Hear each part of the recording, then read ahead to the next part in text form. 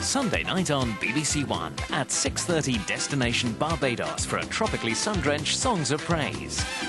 It's Take Your Partners at 7:05 for the last tango in West Yorkshire. At 7:35, another tasty case for crab, or is it simply pie in the sty? Salted pig's ears. The ladies love them. After the ears, how about some trotters with plenty of sauce? Have a good day, Del. After the news at 9:10, the Buccaneers. And the honeymoon is over. No babies of your own yet, man. Julius does know his way around, doesn't he? And at 10:10, out and about with Fry and Laurie. Can't seem to find a plush or a hand. A snapshot of Sunday on BBC One. And this is BBC One.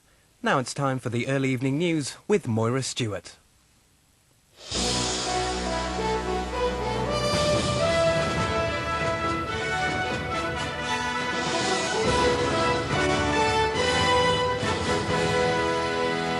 British and Irish ministers have agreed most of their draft framework document on Northern Ireland's future. It'll be put before the two governments for final approval next week. The biggest nurses' union rejects the government's 1% pay offer and is reviewing its no-strike policy. And a late try by Gavin Hastings gives Scotland their first victory in Paris for 26 years.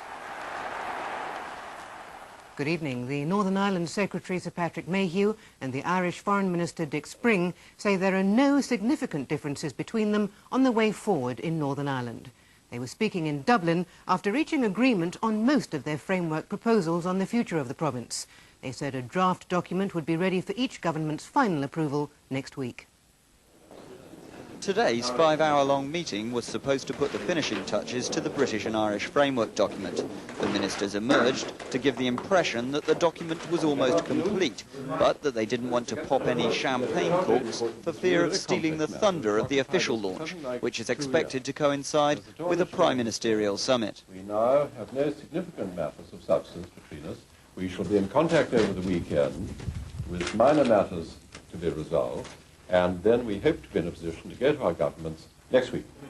Against a backdrop of extreme unionist unease about the two governments' suggestions for cross-border bodies with wide-ranging powers, the Irish Foreign Minister appealed for all sides to give the document, when it's published, a fair reception. Well, as we've always said, we would hope that people will wait, see the document in its totality, give it the consideration which it deserves. After all, we, on behalf of our governments, have spent 2 years working to bring out a balanced framework document on behalf of the people of Northern Ireland and on behalf of the people of this island. Hopefully, if we get that consideration and we can make progress. Neither minister would commit to a definite date for the joint framework document's publication, but it seems that if the British and Irish cabinets give it their approval, publication must follow shortly afterwards. After the talks, Sir Patrick left for a private meeting with the Irish Prime Minister John Bruton. It seems coordinating Mr Bruton's diary with that of John Major might be the most significant factor in determining exactly when the two governments' ideas will be launched. Mark Devonport, BBC News, Dublin. Britain's biggest nursing union, the Royal College of Nursing, has decided to review its no-strike policy in response to the government's pay offer. At an emergency meeting today, union leaders rejected the minimum 1% rise and called for a basic increase of 3%. Nurses up and down the country are furious at the way they feel they've been treated. While doctors get a straight 2.5%, they're only getting 1% nationally, with a further 2% in the hands of local managers. Today's emergency meeting of the RCN's council decided to reject the offer and ask for talks with the Prime Minister. The public sector union Unison and the Royal College of Midwives have already taken the first step towards industrial action. The RCN has now bowed to internal pressure to review its no-strike rule. These aren't young militant nurses, these are nurses with 20 years experience, nurses working in important specialist areas who are bursting into tears saying this is the last straw. I am so tired, we're working so hard with so short a staff, and now this insult. The government says it's merely accepted the advice of the independent pay review body. Health ministers also feel the issue is a management one and not for them to comment on. Industrial action has no place in the National Health Service. We believe that the pay negotiations at local level, together with the national increase, will deliver fair and affordable increases for nurses. The government says most nurses should get a rise of between 1.5% and 3%. However, the apparent disparity in the treatment of doctors and nurses is fueling nurses' anger. and a long drawn-out campaign of protest now seems inevitable. Richard Hannaford, BBC News, at the Royal College of Nursing. More than 30 people were injured, 4 of them seriously, when a passenger train collided with a stationary goods train in northeast London. The accident happened near Wanstead Park Station on the North London commuter line. The injured were taken to nearby hospitals. An investigation has begun into the cause of the crash. The first fire officers and paramedics who arrived at the scene treated the injured inside the railway carriages. The accident happened on an elevated stretch of track, and a hydraulic platform had to be used to transfer some of the casualties onto the road below. Railtrack say there were 55 people on board the passenger train when it crashed into the back of the freight train as it waited at a signal. Local people who heard the accident rushed out to see what they could do. There was a gentleman shouting at us saying that someone's got a cut eye bad, can you help out? There was a bloke at the back saying, can you please help us, like, has a lady been hurt bad? And it was just like panic, really, it really was. The police say despite the difficulty in gaining access to the 2 trains, the rescue operation went well. Because of the difficulty in getting casualties down to ground level, another train was brought in alongside the damaged train, and people were transferred to that train and taken to the next station down the line, where they were transferred to ambulances and taken to hospital. Railtrack say they won't be able to say for certain what caused the crash until after a formal inquiry. But both drivers were breathalyzed as a standard procedure following an accident like this, and both tests were negative. Gary Duffy, BBC News, East London. British Gas has admitted that several hundred of its customers have been double charged.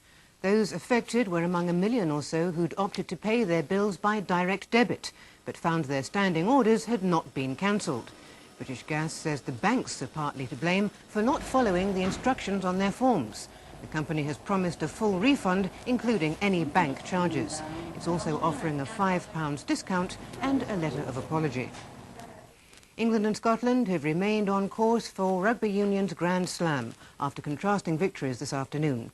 England overpowered Wales in Cardiff, while Scotland, inspired by their captain Gavin Hastings, won in France for the first time in 26 years. The rarity value of Scottish victories in Paris outstrips that of vintage French wines, and this was one both to savour and linger in the memory, set up initially by a try from Gregor Townsend that hauled them into an unexpected first-half lead. The mighty boot of Gavin Hastings subsequently took them 13-5 clear, but a famous victory was still far from won. In the second half, the French rallied strongly, typical adventure putting Sadornay over in the corner to level the scores. Then, with only 10 minutes remaining, Saint-André's second try seemed to have won it for the home side. But the Scots refused to be beaten. Townsend's flicked pass sensationally putting his captain in under the posts to make it 21-all. Fittingly, Hastings himself knocked over the conversion that sealed a remarkable triumph. In Cardiff, the English juggernaut shunted Wales aside in an altogether more attritional encounter, formidable forward power giving Obogu the opening try and dictating the rest of the match. But it wasn't till midway through the second half that England made their superiority count, Rory Underwood erasing memories of previous Cardiff nightmares with his first try at the Elms Park. The dismissal of John Davies for illegal use of the boot ended any Welsh hopes of a comeback, and right at the end, Underwood's second try provided a scoreline that disguised too many missed chances. Kamagiri, BBC News. That's it. There's news and sport on BBC 2 at 7:05, and the late news on 1 tonight, 5 to 9.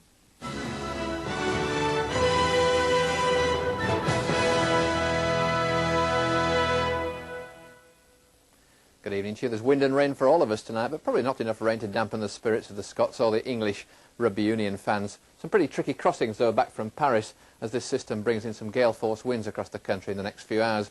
It'll be away into the Channel by lunchtime tomorrow, leaving us all in this brisk run of winds, a mixture of sunshine and showers for Sunday. But a wet evening and night coming up, gale force winds moving up from the south, some heavy bursts of rain pushing north through Wales, up into northern England and Scotland. But clearer weather will follow to much of northern Britain by midnight. The rain, though, lingering across many southern parts of the country right the way through until dawn tomorrow. In fact, that rain lingering through the extreme south and East Anglia until well into tomorrow morning. Temperatures tonight dipping off to about 2 to 4 degrees across the north, so some of those showers will turn wintry in Scotland. In the south, a mild 6 to 8. Tomorrow then, a cloudy start in the south with outbreaks of rain. They'll move away in the morning, skies brightening nicely, just 1 or 2 showers, but some wetter weather moving into western parts later on as this system shows its hand. And temperatures tomorrow a bit down in the north, a bit up in the south. And that's it. You're watching BBC One in the Eastern Counties. Now the regional news and sport.